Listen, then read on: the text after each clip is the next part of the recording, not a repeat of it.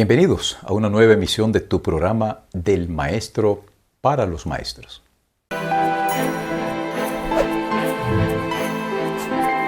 Del Maestro para los Maestros. Hemos llegado a la conclusión de este interesante estudio que por todo este trimestre nuestra Iglesia nos ofreció de una manera tan generosa. Démosle gracias a Dios por este estudio y vamos a pedirle su bendición para el que vamos a realizar a continuación. Mi Dios y Padre, gracias por este momento en el que podemos darte las gracias porque nos permitiste durante todo este trimestre abordar el maravilloso tema del Apocalipsis. No se agotaron todos los temas, pero los que se trataron sin duda han sido de relevancia para ayudarnos a nosotros a prepararnos, a quienes hemos llegado a los fines del tiempo. Conduce nuestra mente por el estudio de esta hora, te lo pido en Jesús. Amén. Bien, vamos a hacer un recuento general de lo que fue el estudio de la lección durante este trimestre. El trimestre se tituló Los tres mensajes cósmicos. Es el equivalente a decir el mensaje de los tres ángeles. Y la primera lección llevó como título Jesús gana, Satanás pierde. En toda la confrontación que ha habido a lo largo de la historia de este conflicto, que se originó en el cielo, que se desarrolló en la tierra, que quiso enquistarse aquí en la tierra, Dios, en la persona de Jesús, siempre ha salido y saldrá vencedor. Esta es una de las noticias esperanzadoras para nosotros. Si somos seguidores de nuestro Señor Jesucristo, la victoria está asegurada. Satanás siempre va a perder cuando se enfrenta con Dios. Y si se enfrenta con nosotros, va a perder en la medida en que nosotros estemos relacionados con nuestro Padre Celestial. Entonces, esta primera lección nos enseñó esto. Siempre Dios ganará y al final de los tiempos, la victoria Cristo la reclamará para la honra y la gloria de sí mismo, de Dios y también para beneficio de todo el universo. El tema de la segunda lección se tituló Un momento del destino. Todos los seres humanos tenemos que tomar decisiones. Cuando Dios estableció el plan de la salvación mucho antes que creara al ser humano, Él le dio o le daría al ser humano la libertad de elegir. Esa libertad Dios no la coacciona. Dios actúa por amor. Espera que tú y yo lo busquemos por amor. Él nunca va a forzar nuestra voluntad, pero nuestra decisión será de naturaleza eterna. Hoy es el momento para que nosotros vayamos haciendo este tipo de decisión. Lo que nosotros estemos sembrando hoy, querido hermano y amigo, lo vamos a cosechar. Si nosotros estamos sembrando hoy, que tenemos la posibilidad, una siembra de esperanza, una siembra de fe robusta, cuando llegue el momento de la prueba final, nuestra fe nos ayudará a sobreponernos a esa adversidad. Pero no descuides que hoy es el momento que tú tienes que tomar la decisión. La tercera lección llevó como título El Evangelio Eterno. Este es un tema maravilloso. El Evangelio es una palabra griega que significa buenas nuevas. Y si es eterno es porque las buenas nuevas vienen desde la eternidad. Antes que Dios nos creara, antes que Dios nos trajera a la existencia, las tres divinas personas habían hecho un plan por si de pronto alguna de sus criaturas desertara. Desafortunadamente fuimos nosotros, los habitantes de la tierra, quienes incurrimos en este grueso error, pero alabado sea el nombre de Dios que Él no nos dejó solos. Envió a su Hijo Jesús para que al morir por nosotros nos diera las fuerzas, las herramientas y la capacidad para vencer. El Evangelio son noticias frescas, nuevas, todos los días, porque las misericordias de nuestro Dios se renuevan todos los días. Si tú hoy amaneciste con vida, es porque Dios te está dando una oportunidad, porque Él confía en ti. No desaprovechemos la oportunidad que Dios nos da para prepararnos, a fin de recibir ese galardón que Él ha decidido compartir con cada uno de nosotros. Pero al tiempo que el Evangelio es una bendición para nosotros, nosotros debemos también compartir estas buenas nuevas con nuestros amigos, comenzando con la familia, amigos, compañeros de trabajo, en fin. Debemos llevar este Evangelio a todas partes para que las personas también sean beneficiadas como nosotros. La cuarta lección tuvo como título Teman a Dios y denle gloria. Este fue el mensaje del primer ángel, y este mensaje del primer ángel sigue sonando con mucha claridad en la actualidad. Dios espera que tú lo temas. ¿Qué es temer a Dios? No es tenerle miedo, es respetarlo, es obedecerlo. Temer a Dios significa que nosotros a Él le damos el primer lugar en nuestra vida. De allí que hay personas que en la actualidad pareciera que le tuvieran fobia a Dios, como si Dios les hubiese hecho daño. Es verdad que hay quienes han tenido una experiencia en la niñez que pareciera ser que cuando crecen, todo lo que le pasó a esas personas se lo achacan a Dios. Pero nosotros sabemos que Dios es un Dios bueno. Debemos temerlo a Él, pero no tenerle miedo. Debemos vivir enfocados en nuestro Dios. Debemos mantener hasta donde sea posible un control de nuestros pensamientos. Esto significa temer a Dios en todos los aspectos de nuestra vida. Algo interesante que nos dejó esta parte de la lección es que nosotros le debemos dar gloria. Darle gloria a Dios significa que debemos cuidar nuestro cuerpo. Cuídalo. No tomes alcohol, no fumes, no consumas alimentos que Dios no te aconseja. Conserva bien tu mente, obedécele a Dios, ama a Dios. Considera que el juicio de Dios está pronto a iniciar. Todo eso forma parte del temor a Dios y de darle la gloria a nuestro Dios. Cuando esto ocurra, la Biblia nos ha declarado que seremos vencedores en Cristo Jesús. La quinta lección se tituló La buena noticia del juicio. ¿Quién lo creyera? ¿Un juicio puede traer buena noticia? Pues claro, si tú y yo somos los enjuiciados, pero tenemos un abogado extraordinario y aunque somos inocentes, el abogado nos va a declarar, va a hacer lo posible para que nos declaren inocentes. Si eso ocurre a nivel de los juicios humanos, puedes estar seguro que nuestro abogado, defensor, nuestro Señor Jesucristo, nunca ha perdido un pleito. Acuérdate, en el primer tema, Jesús siempre le gana a Satanás, siempre le ganará. Y como nosotros estamos indiciados por Satanás de ser pecadores, Jesús, quien murió por nosotros, nos declara justos. ¿Por qué? Porque Él es misericordioso. Y la buena noticia del juicio es que ya Cristo por nosotros nos declaró vencedores. Yo no sé si esta noticia para ti te cae mal, pero honestamente, qué bueno es saber que vamos a tener la certeza, la seguridad de que en Cristo Jesús hemos triunfado y seremos declarados vencedores. Imagínate tú las escenas del cielo. Imagínate tú lo que es vivir en un mundo distinto, en un mundo libre de maldad, libre de pecado, de enfermedad. Vivir en una patria que no hay ojo humano que la haya visto, no hay oído humano que haya oído, no hay mente humana que se la haya imaginado. Esas son las cosas grandes que Dios nos tiene reservados a cada uno de nosotros. Por supuesto, si nos mantenemos fieles a Él. La sexta lección llevó como título La hora de su juicio. ¿Cuándo comenzó la hora de su juicio? Según el profeta Daniel, la hora del juicio comenzó el 22 de octubre de 1844. Esa hora de juicio no es exclusivamente para los adventistas del séptimo día. No, nosotros no somos los que seremos juzgados. Toda la humanidad será juzgada, pero el juicio comenzará por aquellos que alguna vez hicieron parte del pueblo de Dios.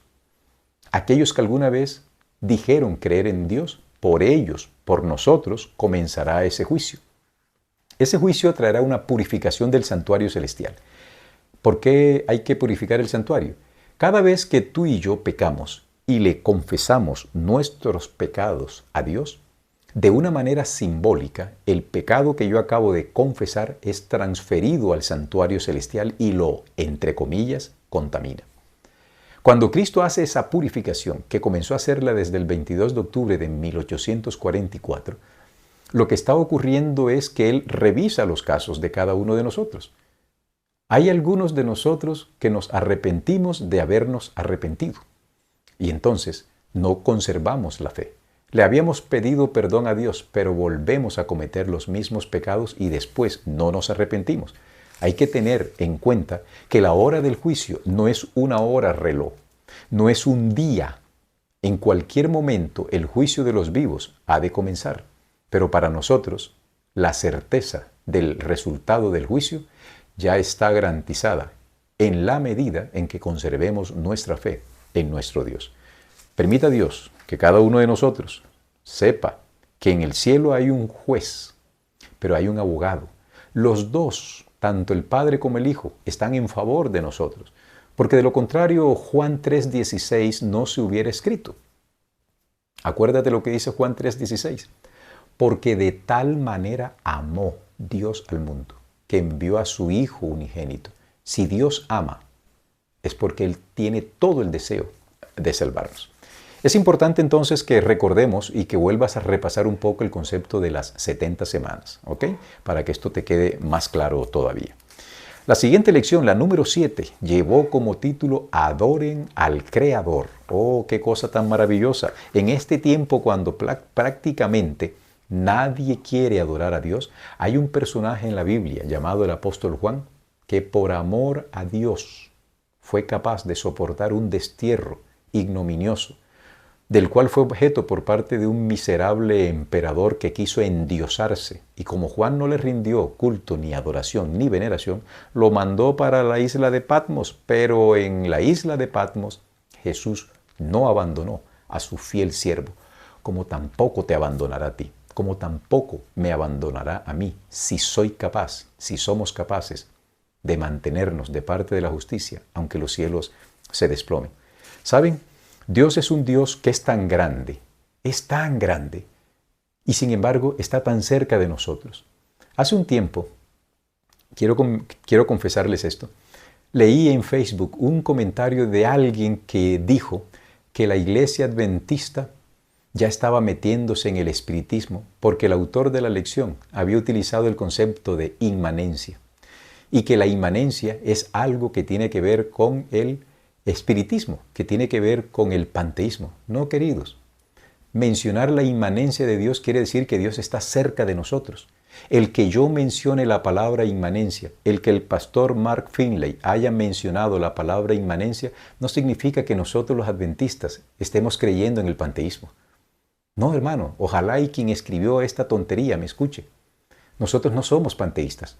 Nosotros no somos espiritistas, somos denunciadores del espiritismo, somos denunciadores del panteísmo. Mencionar la palabra inmanencia en el ámbito de la teología es para hablar de la cercanía que Dios tiene con nosotros, ¿vale? El que yo mencione la palabra evolución no significa que yo crea en la evolución. El que yo mencione la palabra pecado no significa que yo sea pecador, bueno, sí soy pecador, pero no significa que esté o defendiendo el pecado o algo por el estilo. Seamos inteligentes, cuidemos nuestra lengua. Cuidemos lo que escribimos, porque no es necesario hacer este tipo de comentarios. Dios es grande, pero también está cerca. Y hay que tener cuidado también de no tratar a Dios papito Dios. Volvamos, este folleto no se debe perder. Este folleto ojalá y no lo perdamos, porque repasarlo nos ayuda a comprender mejor el tema que habíamos analizado. La lección número 8 llevó como título El sábado y el fin. ¿Saben algo? El sábado, desde que se originó la humanidad, acompaña a la humanidad. ¿Ok? Nunca habrá un tiempo en el que el sábado deje de guardarse por parte del hombre. Hace un tiempo se generó una discusión, a mi juicio, innecesaria, porque se acusó a un pastor de apóstata, cosa que a mí me pareció desagradable que lo hicieran y con esa manera tan iracunda, tan vehemente que lo hicieron. El sábado se guardará en el cielo cuando los seres humanos seamos ascendidos. Algunos me preguntaron, ¿se guarda el sábado en estos momentos que estoy haciendo la lección en el cielo? La respuesta es no, porque el hombre no está viviendo allá.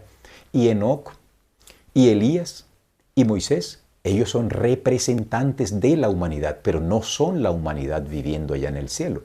Así que debemos también que tener aplicarle un poquito de sentido común.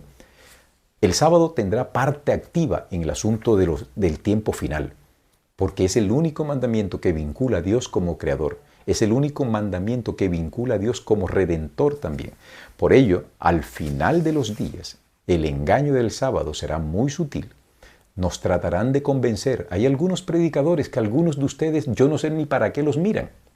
¿Por qué tienen ustedes que mirar, queridos hermanos, este tipo de predicadores que ustedes saben que van a atentar contra su fe?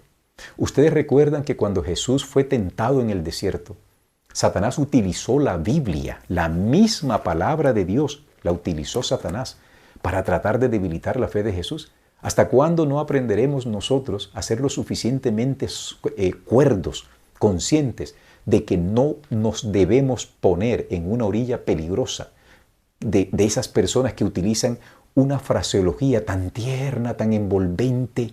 No, queridos, tengan mucho cuidado. La novena lección lleva como título Una ciudad llamada confusión. En tiempos pasados, cuando el hombre, la humanidad, hablaba una sola lengua, ellos quisieron unirse para desafiar a Dios y construyeron una torre llamada la Torre de Babel. ¿Qué querían ellos hacer con la Torre de Babel? Demostrar que podían vivir sin Dios. Como hablaban una sola lengua, Dios vino y los confundió. Porque es evidente que cuando la humanidad habla una sola lengua, y siendo la humanidad tendiente al pecado, lo único que va a surgir de allí es una unidad para hacer el mal. Hoy, el pecado no logra avanzar tanto, porque si yo me encuentro con un chino que no habla español y yo no hablo chino, yo no le puedo decir que hagamos una maldad, por lo menos no lo puedo verbalizar, porque ni él me entiende ni yo le entiendo. Allí hay una barrera contra el mismo mal. Cuando todo esto sea renovado, los redimidos volveremos a hablar una sola lengua. Ya no habrá el pecado, ya no tendremos esa tendencia al pecado. Pero en la actualidad, esta ciudad llamada confusión, Babilonia, Dios la llama así, porque hay un sincretismo religioso sin precedentes.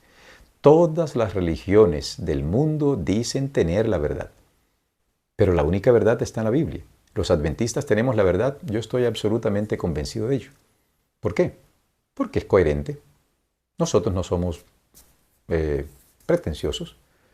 Nosotros sabemos que cometemos errores, pero el mensaje que la iglesia adventista está predicando es un mensaje perfecto, porque deriva de la palabra de Dios. Ahora bien, ¿significa que somos los únicos que nos vamos a salvar? En ningún momento he dicho eso. ¿Significa que serán los primeros que se van a salvar? Tampoco lo he dicho, de plano.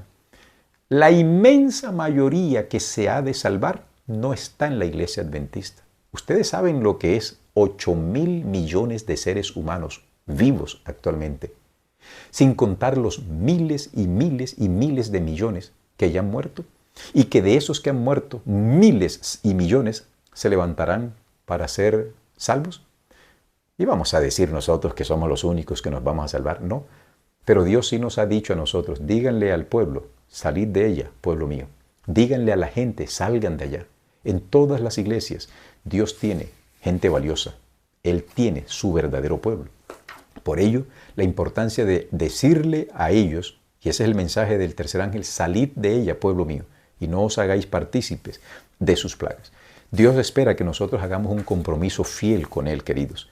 No podemos estar en estos momentos como un corcho en un remolino, sin avanzar, sin sentir un progreso en nuestra vida espiritual. Es importante hoy que nosotros tomemos un compromiso con Dios. La 10ª lección llevó como título Los engaños finales de Satanás. Acuérdate que ya nos estamos acercando y el recuerdo es mejor. Había una parte de la lección que decía, hay caminos que al hombre parecen derecho. Y justamente eso es, el engaño satánico es demasiado sutil. Incluso puede engañar a los que van a ser escogidos. ¿Te imaginas tú eso? Es importante, muy importante, hermano, que nosotros estemos pendientes de lo que la Biblia nos dice. No es confiable hoy, no es seguro hoy basar nuestra fe en milagros. ni en hechos portentosos, porque Satanás hace también lo mismo. Tengamos cuidado con eso. Los engaños finales tienen que ver con la inmortalidad del alma, el espiritismo por un lado, y por el otro lado, la adoración al domingo. Hoy esto está desbordado. Todas las religiones protestantes, todas, guardan el domingo. Y todas creen que cuando un hombre se muere, se va derecho para el cielo. Y allá sigue viviendo. Allá sigue viviendo. ¿Viviendo de qué? Si la vida depende de Dios y depende de un cuerpo. Y si el cuerpo se sepultó aquí, ¿cómo puede seguir viviendo eso allá arriba? ¿Cómo? Imposible. Esos son los engaños. Mucho cuidado. No te dejes entrampar con este asunto de que los muertos cuando se mueren siguen viviendo de alguna forma. Nosotros debemos obedecer lo que Dios nos dice, porque obedecer a Dios en este tiempo de tanta confusión es lo más seguro. La 11ª lección, la lección número 11, llevó como título El sello de Dios y la marca de la bestia, primera parte. ¿En qué consiste esto del sello de Dios? Ya sabemos que tiene mucho que ver con el cuarto mandamiento, pero el sello de Dios no necesariamente va a ser el cuarto mandamiento. El sábado es la prueba de lealtad a Dios. Pero ¿qué ganas tú hoy yendo a la iglesia el sábado, pero en la semana eres eres tremendo? ¿Qué ganas? ¿Tú crees que porque vas el sábado a la iglesia ya tienes el sello de Dios puesto? No. El sellamiento será un evento. El sellamiento será un evento en la historia. Un día será, cuando Dios así lo decida. Pero yo hoy debo vivir como si fuese el último día. ¿Qué pasa si yo soy llamado al descanso hoy y mi vida no es perfecta delante de los ojos de Dios? ¿Seré sellado? ¿Recibiré la marca de la bestia? Bueno, tal vez no la voy a recibir porque todavía la marca de la bestia no está explícita, está implícita, mas no explícita. Pero el sello de Dios es la tendencia que nosotros tenemos todos los días de agradar y de buscar a Dios, de obedecer sus mandamientos, de ponernos de parte de Él en un mundo desobediente. En eso constituye el verdadero sello de Dios. Llegará el momento, por supuesto, en el que el sábado va a tener una parte importante. Y cuando ese tiempo llegue, si tú has venido preparándote todos los días en obediencia, en rectitud a Dios, cuando llegue el momento de la prueba, tú la vas a pasar, porque ya has venido acostumbrándote a obedecer a Dios. Pero déjame darte una mala noticia. Si eres de estos cristianos adventistas que eres tibio, que a veces tienes un pie en el mundo y otro pie acá, que te gusta la música, que te gusta bailar, que te gusta tantas cositas, pero al mismo tiempo crees que estás con Dios, tú estás liquidado, amigo. Si no estás obedeciendo ahora a Dios en tiempos de paz, puedes garantizar lo que no vas a obedecer a Dios cuando te toque el momento de la prueba. ¿Por qué? Porque esa no es tu tendencia. Por ello el sello de Dios no es un solo día. El sello de Dios es tu conducta, tu actitud actual. Nosotros sabemos que hay un enemigo y hay una lucha. Tú vas a cosechar lo que siembras. Si hoy no estamos andando correctamente en esto de la observancia del sábado, si lo transigimos, puedes garantizar que tú vas a recibir la marca de la bestia. ¿Dónde la vas a recibir? Aquí en la mano. ¿Por qué en la mano? Porque te conviene. Muchos adventistas podrán o podremos recibir la marca de la bestia aquí en la mano, porque nos conviene guardar, no trabajar el domingo, incluso trabajar el sábado, nos conviene, aunque no estoy convencido de que eso sea lo correcto, pero me conviene. ¿Captas el asunto? De allí que el sábado será la piedra fundamental en su momento, pero hoy tú y yo tenemos que echar la suerte con Dios y obedecer. La lección número 12, que es la que está más fresca en la mente de nosotros, llevó como título El sello de Dios y la marca de la bestia, segunda parte. Aquí sí, yo te invito para que vuelvas a releer o a ver el video que hicimos, donde tratamos de demostrar que la herida mortal que este sistema que establece el domingo en toda la humanidad ya se ha sanado. Pero no será la Iglesia romana la que impondrá la persecución. Serán los protestantes quienes lo han de hacer.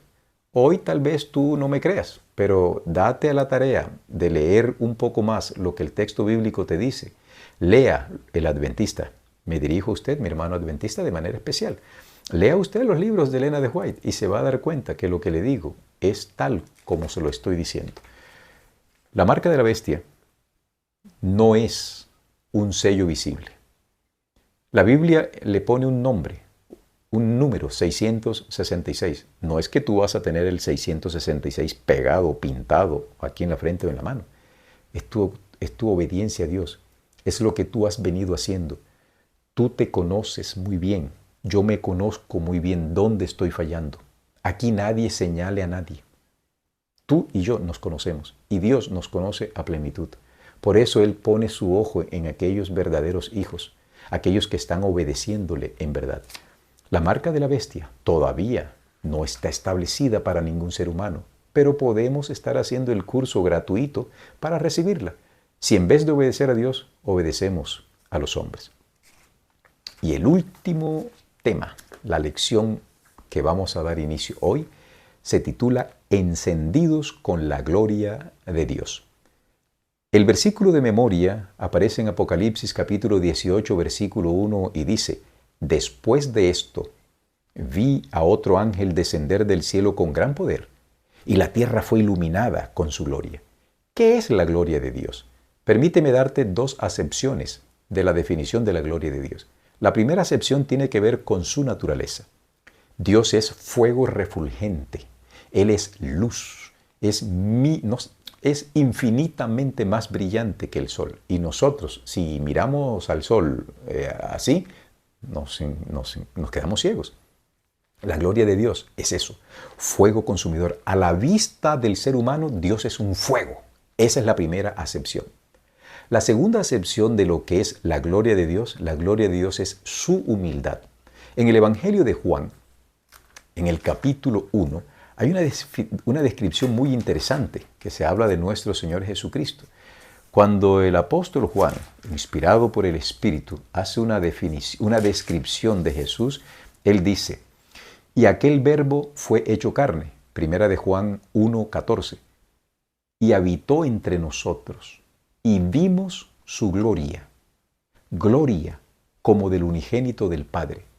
Veamos, si vimos su gloria, ninguno de los contemporáneos de Jesús, ni siquiera sus apóstoles, ¿vieron su gloria? No, porque Él se humanó, Él se encarnó, y al encarnarse, la gloria que Él tenía fue, por decirlo así, cubierta. Así que no vimos esa primera acepción de gloria, de fuego consumidor, pero sí vimos la segunda acepción de su gloria, la humildad de Dios. A tal grado llegó Dios a rebajarse, que como lo dijo el apóstol Pablo en Filipenses, hay en vosotros este mismo sentir que hubo en Cristo Jesús, el cual siendo Dios no tuvo como cosa a que aferrarse, sino que se despojó a sí mismo. Y haciéndose hombre, haciéndose siervo, tomó la naturaleza humana y murió la más vergonzosa de las muertes. Eso se llama humildad. Encendidos con la gloria de Dios. ¿Saben? Tarde o temprano, esto se va a acabar. Todo lo predicho por Dios se cumplirá. Las profecías de tiempo ya se han cumplido. Las profecías de los imperios ya se han cumplido. Ya pasó Babilonia. Aquí ven ustedes una imagen de lo que representó el imperio babilónico. Ya pasó Media y Persia. Es historia el imperio griego. Es historia el imperio romano. Estamos viviendo en el período correspondiente a los pies que están mezclados entre barro y hierro. Los 10 dedos corresponden hoy al equivalente a los 10 cuernos de Daniel el capítulo 7. Esos 10 cuernos son los países que surgieron del desmembramiento del imperio romano. Estamos viviendo en los tiempos finales. Estamos a la espera que la gran piedra de Daniel capítulo 2 caiga sobre los pies de esta estatua y la desmenuce completamente, y que esa piedra se convierta en el reino que Dios ha de establecer sobre esta tierra. El primer tópico de esta lección lleva como título Preparación para la crisis final. El apóstol Pablo nos dice que debemos vigilar, que debemos ser sobrios. La palabra sobrio aquí está en relación con el hecho de que el vino que la Babilonia espiritual le está entregando a toda la humanidad los embriaga. Pablo nos está diciendo, debemos ser sobrios, no podemos tomar de ese vino. Debemos tener la mente bien fresca, bien establecida, en un claro escrito está. Y la preparación no comienza, querido, cuando venga la crisis. La preparación es ahora. Hay una declaración de Elena de White que me llama poderosamente la atención y que el autor la consignó en este aparte de la lección y dice de la siguiente manera: nosotros, que conocemos la verdad, debemos estar preparándonos para lo que pronto ha de irrumpir sobre el mundo en forma de una abrumadora sorpresa. Esto lo encuentran ustedes en Testimonios para la Iglesia, tomo 8, página 35. Nosotros conocemos lo que va a sobrevenir al mundo. Debemos prepararnos individualmente. La preparación no es necesariamente colectiva. Tú comienzas a prepararte en tu casa, solito en tu cuarto, en tu estudio devocional. En eso consiste la preparación. El segundo tópico de la lección lleva como título Conocer la verdad. El conocimiento es muy importante. Hay dos vocablos en griego que hablan de conocer: ginosko y oída. El ginosko es más superficial. El oída es más profundo. Yo te sugiero, como dice el texto bíblico, y esta es la vida eterna, dice Juan, que te conozcan a ti, el único Dios verdadero, y a Jesucristo, a quien has enviado. Si esto es la vida eterna, ¿no crees tú que es importante conocer la verdad? Pero tú no puedes conocer la verdad si tú hipotecas el conocimiento y tu crecimiento a un ministro de culto, llámese pastor adventista, llámese cura, sacerdote, como se quiera llamar. Si tú le hipotecas a estos ministros tu salvación, estás liquidado. Haz como los bereanos de los tiempos de la iglesia primitiva, que iban y consultaban. Después que oían a los predicadores, a los apóstoles predicar, ellos iban y consultaban para ver si esto que estos les habían dicho era cierto. ¿A la luz de qué? De la palabra de Dios. Hay que conocer la verdad, pero ese conocimiento de la verdad no se va a dar si tú no estudias la palabra de Dios. Es importante que leas la Biblia. Haz el hábito de leerla todos los días, de manera sistemática, de manera ordenada. Es la única manera como nosotros podemos afianzar nuestra fe y nuestro crecimiento en la verdad. El tercer tópico lleva como título La Reforma Continúa. Por allá a mediados del siglo XVI se levantó la Reforma Protestante. ¿Por qué se levantó la Reforma Protestante? Para oponerse a las enseñanzas tradicionales que la Iglesia romana había enseñado a la humanidad. La Reforma se opuso a varias cosas. Entre las primeras que se opuso fue: la Biblia es la única fuente de fe para el cristiano. No hay necesidad de que yo compre la salvación. Yo no necesito pagarle a Dios ninguna ofrenda, ninguna indulgencia. No tengo que hacerle ninguna misa para sacar a nadie de ningún lugar. La salvación es gratuita. Eso hizo la Reforma. Pienso que surgieron grandes reformadores que después tuvieron seguidores que generaron iglesias como la iglesia luterana, la iglesia calvinista o presbiteriana, la iglesia wesleyana, entre otras, la iglesia metodista. Pero muchas de estas iglesias hoy han vendido su alma al diablo. En vez de haber conservado la dinámica de la Reforma, se han vuelto. Increíble cómo en la iglesia anglicana, en la iglesia luterana, hayan tirado por la borda el principio del matrimonio heterosexual. Ya no. Allá hay pastoras que se casaron entre sí, hombres que se casaron entre sí y son pastores. Si Lutero se llega a levantar a ver esto, se vuelve a morir. Hay que conservar la Reforma. Si a ti te preguntan, ¿los adventistas somos protestantes? La respuesta es: nosotros no somos protestantes. Nos ubican dentro del protestantismo porque no seguimos el mandato de la Iglesia romana, no seguimos al Papa. Pero nosotros no somos protestantes. Nosotros debiésemos ser y nos consideramos continuadores de la Reforma. Pero no de esa reforma que algunos con una mente calenturienta han querido iniciar dentro de la iglesia. No, esa reforma no vale, eso no sirve para nada. La verdadera reforma comienza de adentro hacia afuera. Si yo quiero reformar a un muerto, lo primero que yo tengo que hacer es darle vida a ese muerto, volverlo a resucitar. Y una vez que él se vuelva en sí, tome vida, ahora sí, muchacho, cámbiate la corbata, afeítate, no te luce esta camisa, come mejor. Pero ¿qué reforma le puedes tú hacer a un muerto? Dime tú, ¿qué reforma? Eso es lo que han intentado hacer muchos. Dice que hacer una reforma porque la iglesia nuestra es Babilonia, que ha apostatado. Que ha apostatado ni que nada. Habrás apostatado tú, pero yo no he apostatado. Y creo que ninguno de ustedes ha apostatado. Ni la iglesia ha apostatado. Tenemos problemas, porque tú y yo somos el problema de la iglesia, porque formamos parte de la iglesia. De allí que la reforma debe continuar hasta que Cristo venga. El cuarto tópico lleva como título: La gloria de Dios llena la tierra. ¿Cómo así que la gloria de Dios llena la tierra? Acuérdense que habíamos dado una descripción dual de lo que significa la gloria de Dios. En el contexto de esto de la gloria de Dios es su carácter, esa humildad de Dios. Y así alumbre vuestra luz delante de los hombres, para que vean vuestras buenas obras y glorifiquen a vuestro Dios que está en los cielos. La gloria de Dios inundará la tierra en la medida en que sus hijos aquí en ella iluminen el camino de otros. A veces somos muy toscos. Yo me arrepiento muchas veces de ser tosco en mi forma de hablar. Algunos ven mi rostro y puede que mi rostro no sea para nada agradable, porque cuando yo me pongo a hablar de estas cosas me pongo vehemente. Pero yo reconozco que también como tú estoy en la lucha, pero yo no me voy a dejar caer. Seguiré firme en mis caminos delante de Dios, porque yo quiero que la gloria de Dios llene el mundo. Acompañemos al Espíritu Santo, acompañemos a los ángeles que influyen en la mente de las personas, para que cuando nosotros les llevemos la palabra de salvación, esas personas sean ya susceptibles a abrir su corazón y recibir a Jesús como su Salvador personal. El quinto y último tópico de esta interesante lección es el Cordero inmolado.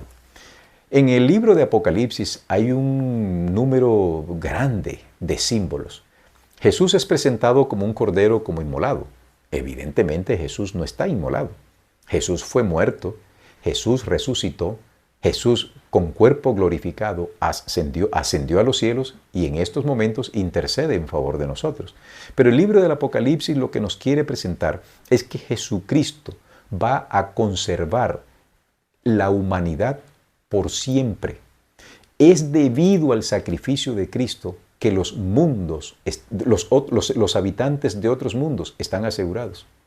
Es por el sacrificio de Cristo que nosotros conservaremos la vida eterna, porque a través del sacrificio del Cordero inmolado, Dios rescató a la humanidad y hace posible que el futuro sea esperanzador y muy glorioso. Todo habrá pasado, querido.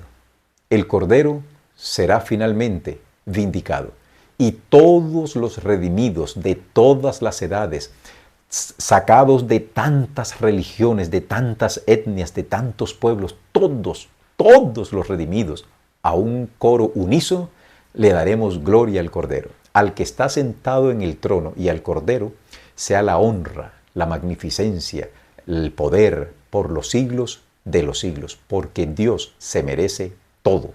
Alabado sea el nombre de Dios. Quiero decirte que ha sido un privilegio para mí poder acompañarte en el repaso de este trimestre. Ojalá y te pueda continuar contigo en el próximo trimestre, en la próxima lección, porque la razón de ser de este canal y la razón por la que yo hago esto no me motiva nada diferente que llevar el mensaje de la salvación. De a poquito Dios va dando lo que uno necesita, pero si este canal es de bendición para ti, pues compártelo con otras personas. Nos vemos en el próximo trimestre.